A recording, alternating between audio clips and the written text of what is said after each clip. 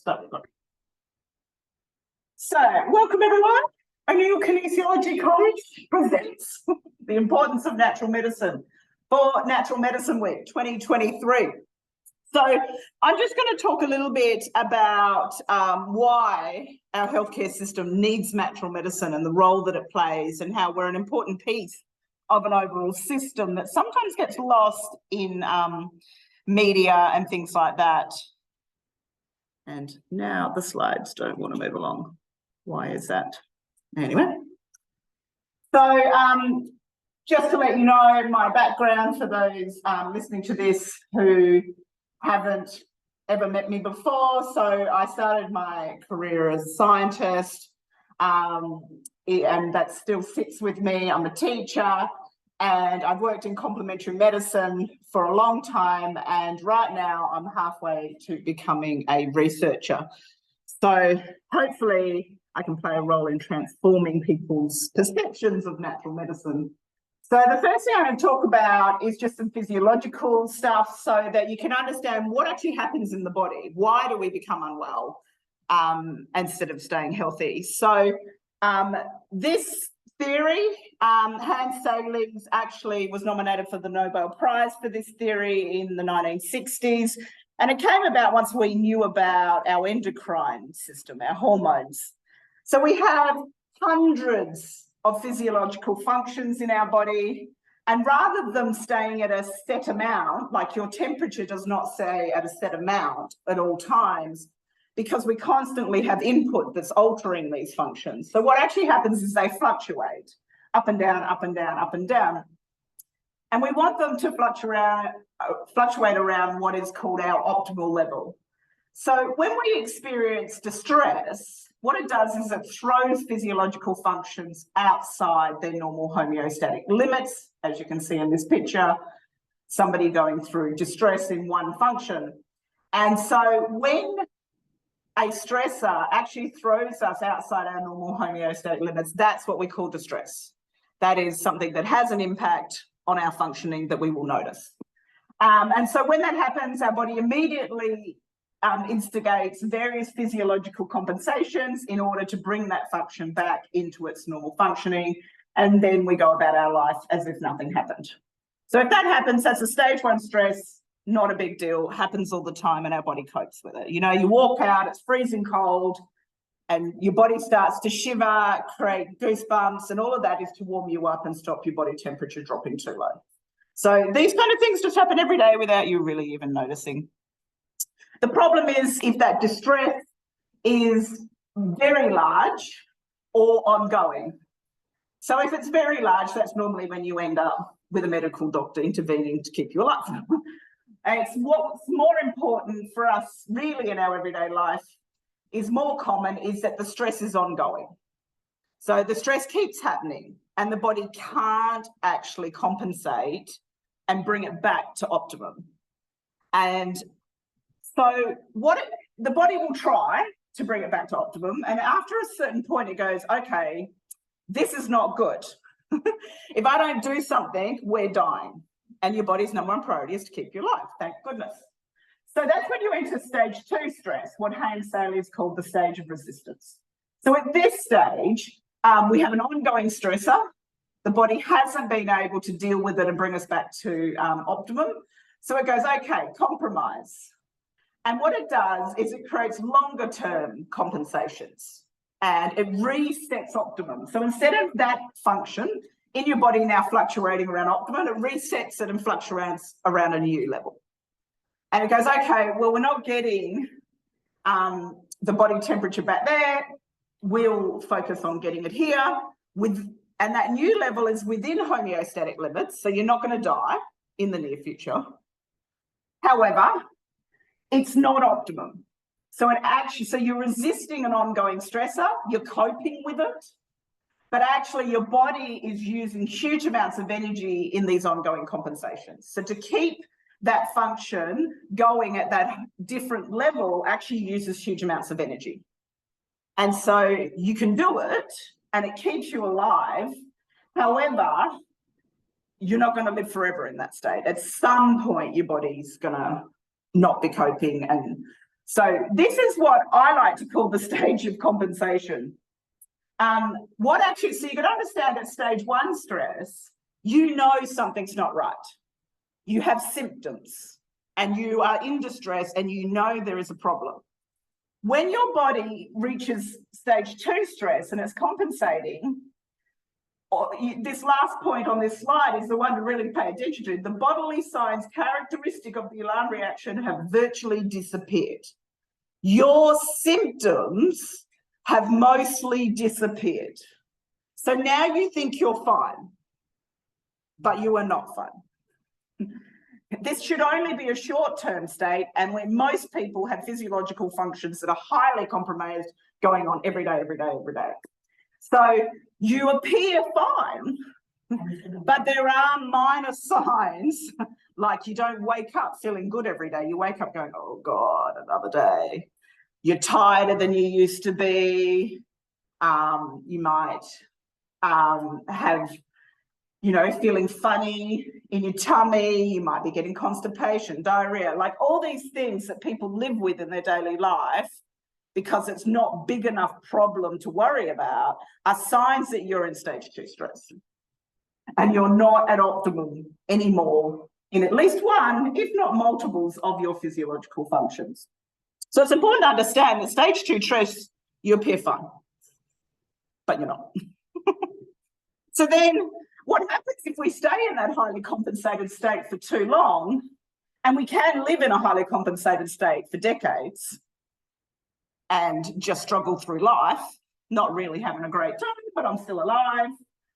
After at some point, your body will break down and you'll enter stage 3 stress, which Hane Seyler called the stage of exhaustion. So energy is constantly being expended to keep you in this compensated state, the stage of resistance, but at some point, this borrowing of energy runs out and the actual physiological or organ system collapses. And then you have overt illness again. Like stage 1, it's obvious I've got symptoms. So then when we enter stage 3, once again, it's obvious that we are unwell. We're going to take action. However, for some people, when we enter stage 3 stress, it's too late. They're now diagnosed with stage 4 cancer and there's no coming back or something, My favourite one is always when people say, oh, I just bent over and my back went out, as if that's normal. Your back does not just suddenly go out because everything was fine and my entire musculoskeletal system was all in alignment, and then I bent over to pick up a pen and suddenly I'm not in alignment. That's not how it works. So you had to have been highly compensated for a long period prior to suddenly have an issue. So that's kind of what a lot of people go, oh, I suddenly got unwell. Nobody suddenly gets unwell unless like you got hit by a car. Yes, I'll give you suddenly got unwell.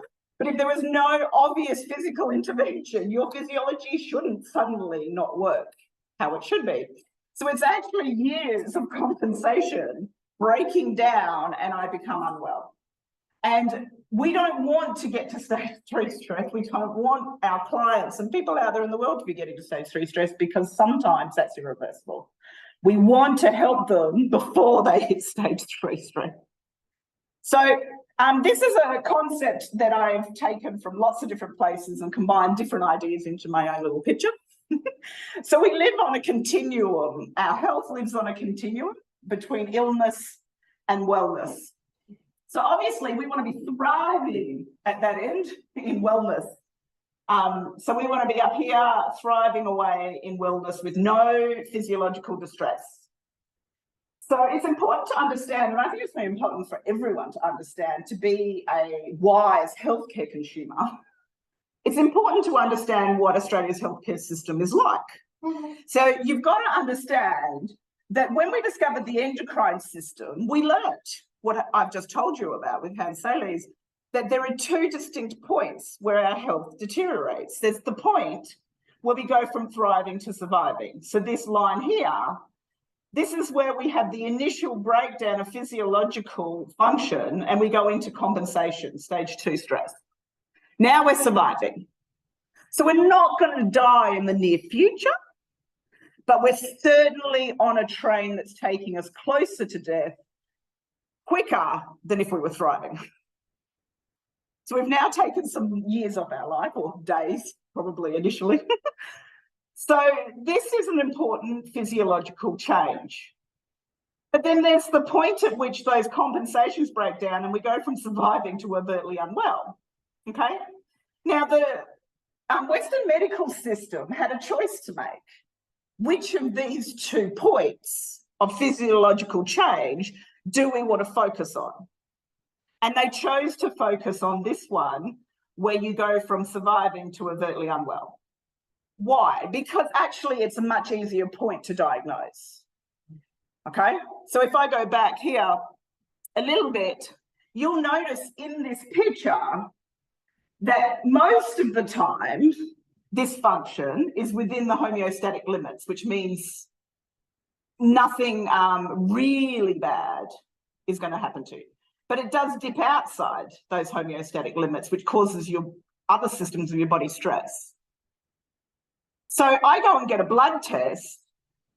Pretty high chance when they do that blood test that this function will fall within the normal limits. I have to be real lucky that they did the blood test at that moment when this function dipped outside, and the doctor will go, oh, this function's not normal. Pretty good chance when they do that blood test, I'm going to fall within normal homeostatic limits, and they're going to go, oh, you're in the normal range, you're okay. So it's only when I hit stage 3 stress and I'm outside those limits all the time that a blood test is going to point that out. So that's an important piece to keep in mind, is actually they chose this line for Western medicine because you can easily diagnose people with the kind of diagnostic tests that are easy to run. And you don't have to spend as long doing health assessments and talking to the patient, so it makes the system more efficient. So that is why Western medicine is a disease-based model. That's not a criticism, that is literally the truth. It's written about in scientific papers. It's a disease-based model. They are looking at, will you die in the near future? Are you overtly unwell? And that's fine. They're allowed to pick that point and do that. But as a person, a patient going to my doctor, I should know that. And I should be aware of that. And I should understand if I'm not feeling well, chances are something is wrong. Whether or not my doctor wants to do anything about it is probably depends how bad it is. So I might need to consider other healthcare professionals to go to who have the capacity built into their model of healthcare to give me the time to perhaps look at this line where I moved from thriving to surviving. Okay, so it's an important consumer point when we're out there as a patient. So if I'm thriving, I don't need any healthcare professional intervention. I can use lifestyle medicine and stay well. How many people in Western society does that encompass? Not that many. Most people in our modern day society are surviving. And so they could really use a natural medicine practitioner or two helping them to move out of stage 2 compensation and back into no physiological distress.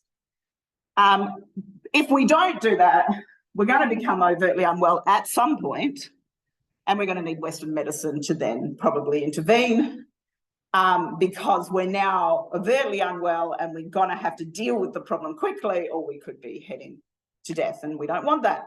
So this is the different parts of healthcare that these different types of medicine are operating with. You know, if I've got nothing wrong with me, lifestyle medicine will help prevent me becoming unwell. But if my stresses have gotten too high at some points, I've entered compensation, I'm going to need a natural medicine practitioner if I don't want to then become a burden on the medical system and have to have higher level interventions to get well again. So natural medicine plays this really important role because A, they provide education about prevention, B, they provide interventions to help move people from surviving back to thriving so they don't end up with overt illness. And that potentially lessens the burdens on hospitals, medical doctors, and saves taxpayers a lot of money than if we end up in hospital needing higher level interventions. So just a little bit about evidence-based healthcare, because this is one of the biggest criticisms of natural medicine is that, oh, well, it's not evidence-based, which is, so let's talk about, well, what does evidence-based mean? So this comes from a paper written back when evidence-based medicine was first becoming a thing in the 90s. Okay, so evidence-based medicine is the conscientious, explicit and judicious use of current best evidence in making decisions about the care of individual patients. Good doctors use both individual clinical expertise and the best available external evidence, and neither is ever enough. Without clinical expertise, practice risks becoming tyrannised by evidence. For even excellent external evidence may be inapplicable to or inappropriate for an individual patient. Just because a particular intervention has been researched and shown to be better than placebo in a group of people or multiple groups of people does not mean the individual patient sitting in front of that doctor will benefit from that intervention. The doctor has to analyse that particular patient's health status, genetics, lifestyle, age, sex, all these factors, and determine whether the intervention will be appropriate for them. You know, because there is zero interventions on this planet in healthcare that help 100% of people. So this paper also says the opposite, that just using clinical expertise without also being informed by external evidence is not good either, just to be transparent. Don't want to have too many words on the slide, but it is, I really think this last point is the point that we're going through. People say, oh, well, it's evidence-based, as if that means it's going to help everyone.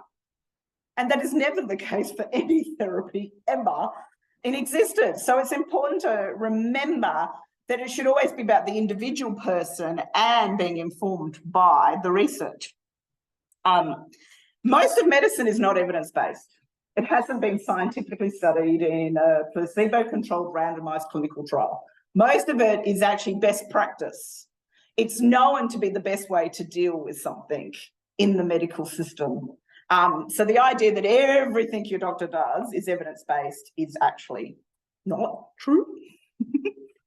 So these are just some points that I think everyone needs to know to be a discerning healthcare consumer, and I think it's good to educate our clients and the people in our influence.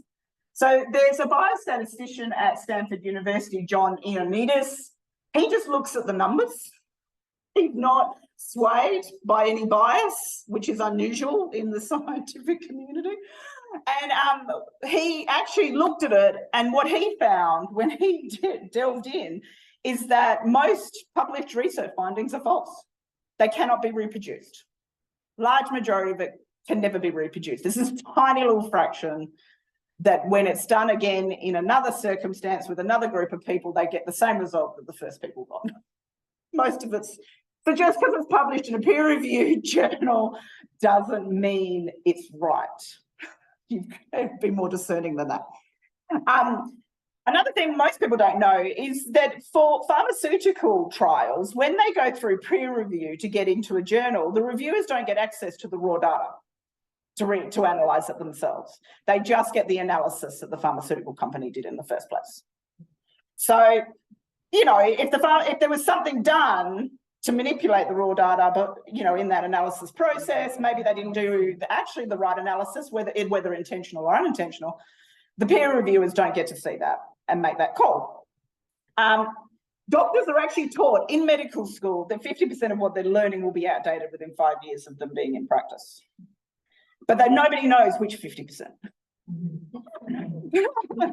So every doctor out there has a limited knowledge, like every human has a limited knowledge. They are not the all-seeing oracle of healthcare. They're a human who has a certain amount of knowledge. And you don't know what they've bothered to keep up with or not, because there is, honestly, science and healthcare are constantly evolving, changes. Our understanding of human beings and health changes every single day on this planet, and nobody can keep up with it all. Nobody could ever. I mean, if you literally spent every day keeping up, you'd have no time to see a patient.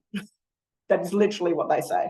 So you've got to understand they're always limited in their knowledge, and you should always do your own research for your life and your health, despite what has sort of been in the mainstream media that people should not be doing their own research.